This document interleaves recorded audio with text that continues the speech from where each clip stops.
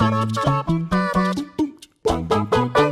guys, what's up? It's Jules from What Culture here, and I just want to talk to you about Activision. Activision is officially the biggest third-party video game developer in the world. That's pretty mental, right? But it's been a long time coming. I mean, what they did was they snapped up a lot of smaller studios, a lot of smaller titles, and amassed them into one big giant that they are now. And it definitely helped that when they started out, the games that they were putting out were hot hits. Tony Hawk's, all of the Marvel games that they put out, and a small title that you might not have heard of if you're as hipster as I am. I mean, it was pretty unknown at the time, Call of Duty. Yeah, it's obviously huge, isn't it? These types of titles were licenses to print money on cocaine. Not that a machine can do cocaine, but you know where I'm going with that. However, somewhere along the way, the rot began to set in. In the later 2000s, things kind of took a nosedive. Profits went up, but it seems that credibility and creativity are going down. And if you want to argue against it, look at the early 2000s and you tell me that Tony Hawk's Ride is where you wanted that franchise to go. What they seemed to be doing was coasting on their name brand alone. And even when they did bring in new franchises like Guitar Hero, they killed it from annualization and overexposure. As a result of this burn, it seems that Activision has cut down on the games it actually puts out. It's one of the biggest publishers, but has, in many senses, stopped making games. Instead, it appears to be making one giant game, using small transactions and homogenizing studios to tie everything together. And it's all too worrying to see its identity fading in the face of profit. So let's take a look at some of this in a bit more detail.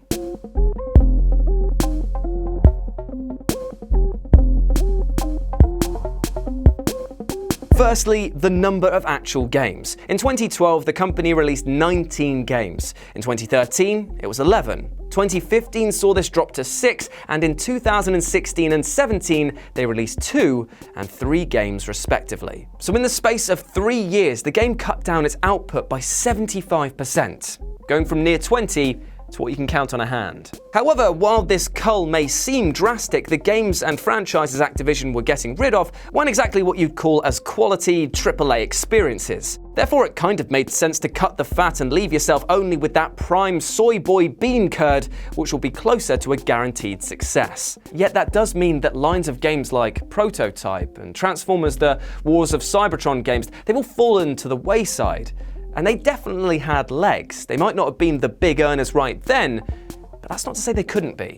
By cutting out this mid-tier gaming lineup, Activision is shown to be quite short-sighted. Sure, it saves them money, but it also means more reliance on the few remaining titles they have to succeed, and that they're not building up a portfolio for the future. A gamble 5 years ago might have led to the next big thing, but what they're doing now is riding the wave of current big things that they've already created, and they're starting to lose a bit of steam. For example, Skylanders is huge, Destiny is huge, Crash Bandicoot was also huge, but all of these games are old and have slotted into places left by other flagships that have already sank. Where's the next generation of licenses to take their place? They've also let a lot of their once profitable licenses just simply go to waste. I mean, most famously, Marvel have now got back the rights to make their own games. Activision was just sitting on it. They were doing nothing with it. And in case they hadn't noticed, Marvel's kind of a big thing right now. This streaming of their portfolio has obviously had a knock-on effect to the studios under its reach. Sledgehammer, Infinity Ward, and Treyarch are Call of Duty focused, so they form the backbone of Activision's developers.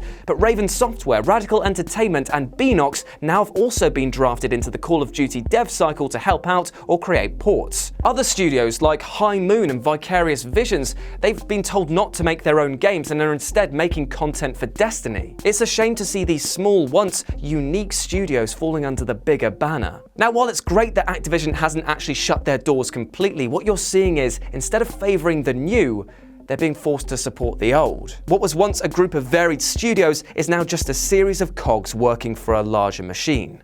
Yet, the money is good.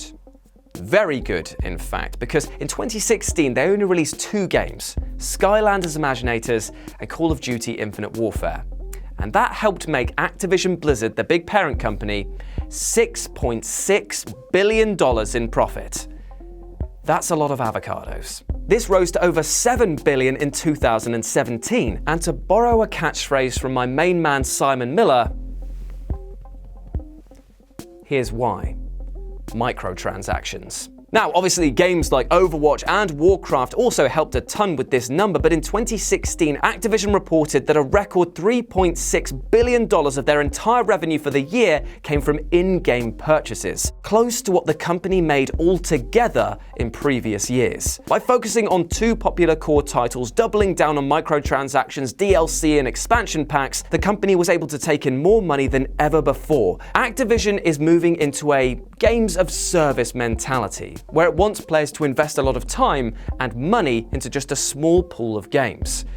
Or at least that's what it's hoping. Because while things look good for Activision's profit margins, they're not looking so swell for gamers. One of the most important game publishers in the world is no longer in the business of making games, and all of the creative, memorable titles from its back catalogue have been left to die, leading to fingers being crossed for those elusive remasters, which won't happen with all of them, that's for damn sure. Obviously, Activision isn't the only publisher in the market, but if other companies look at them and see that their model is successful, what's to say that they won't copy them?